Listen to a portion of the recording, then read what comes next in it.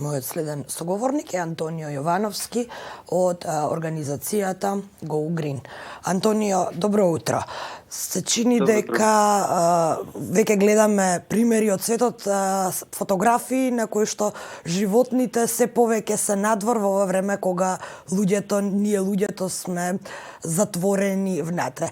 Како влијае ова на природата? Зема ли животната средина здив малку од нас луѓето и од нашите активности и од нашето секојдневно живење, па ќе кажам и загадување? Секако може така да се констатира. Тоа е видливо и со око, мислам и самите реки и води се почисти, животна средна, биодиверзитетот сема една излишка од нас, но и податоците тоа го кажуваат, нивоата на јаглерод, моноксид, особено честички гасови од транспортот што доаѓаат, еве цела авионска индустрија, значи нема ниту еден авион во лет или многу малку, значи цела авионска индустрија сообраќајот во нашите градови и во многу други илјадници други градови не е присутен или многу малку е присутен, тоа значи намален јаглерод моноксид. Енергетиката, индустријската активност исто многу намалена, тоа значи јаглерод диоксид кој е намален, потоа ги имаме нитроген диоксидите, азотните оксиди кои исто така се честички кои што пренесуваат или за загадувањето и за климатските промени, така да во овој период имаше интересен твит што го прочитав во овој контекст, вели човекот е вирусот, а најверојатно короната беше инекцијата, односно вакцината за природата. Но во овој контекст исто не треба да се западнеме во замка на екофашизам.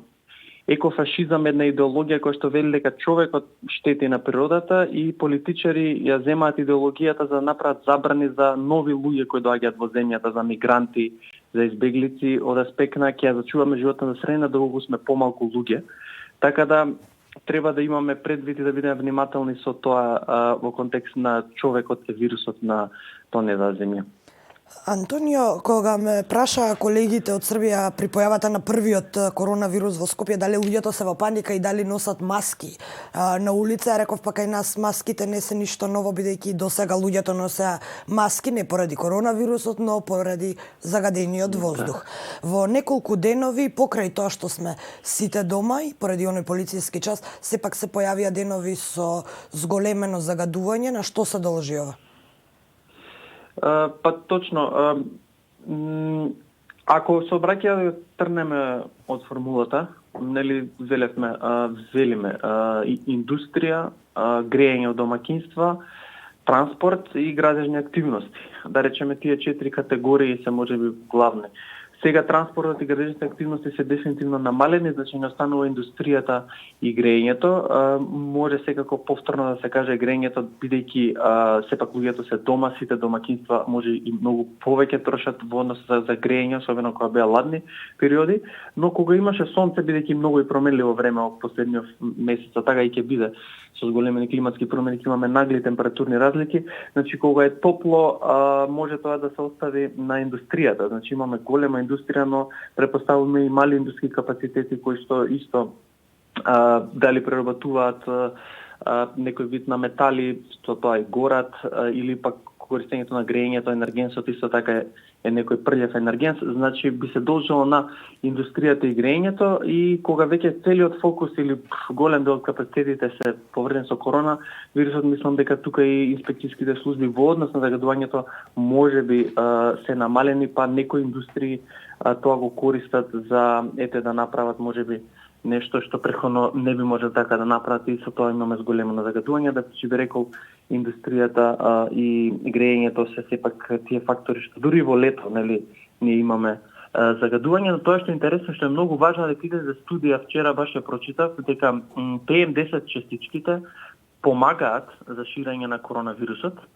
Така да е многу важно властите и политичарите да разберат таа поврзаност на загадувањето со ширење на болести, особено на овој како коронавирусот, и тоа би значило дека мерки за намалување на загадување се исто така мерки за намалување на ширење на коронавирусот. Така, бидејќи загадениот воздух повлекува многу други здравствени проблеми. Антонио, само уште едно прашање. Go Green мораше да ги откаже сите планирани планирани активности кои ги прават младинците, но тоа не значи и крај на активностите, бидејќи сето тоа сега се случува онлайн, односно поради новите, благодарение на новите технологии, продолжува активизмот, но во една друга форма. Што подготвува следно GoGreen, на што сте фокусирани во моментов?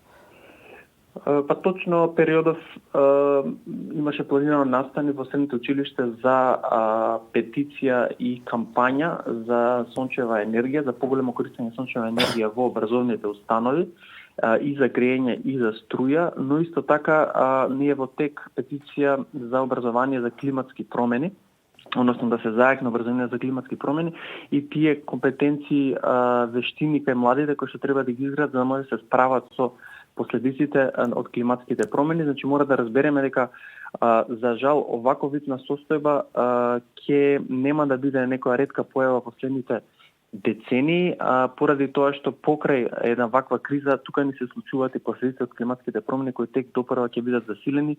Може да се види една ситуација во Загреб каде што имавме и земјотрес и коронавирусот е исто присутен. Тоа е резултат исто така на природни непогоди заедно со ширење на вакви болести. Значи климатските промени многу посериозно ќе мора да се сватат и ќе мора да разбереме кои се нашите способности, вештини, особено младите кои што мора да ги имаат за една страна да се прилагодат на големите промени и едно од нив работиме на ментална стабилност и емоционална интелигенција.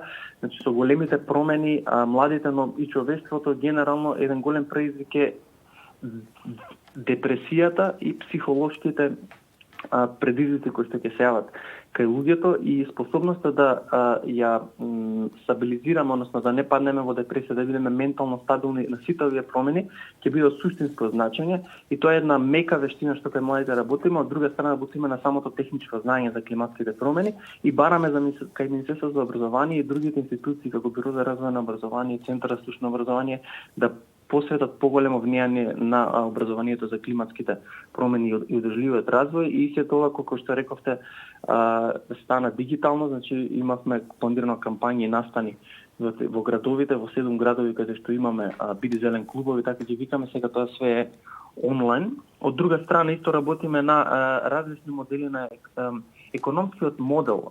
Гледаме дека зошто да е потребно, гледаме дека економскиот модел е директно врзан со загадувањето. Значи, ако имаме намалена економија, имаме намалено загадување. Не е тоа што ние го сакаме. Значи, ние сакаме да имаме економски модел кој што ќе може да го намалува загадувањето во исто време кога економијата е во бум. Моменталниот економски модел тоа не го дозволува и гледаме дека ова е прво повлекување на CO2 емисиите и другите емисии од финансиската криза.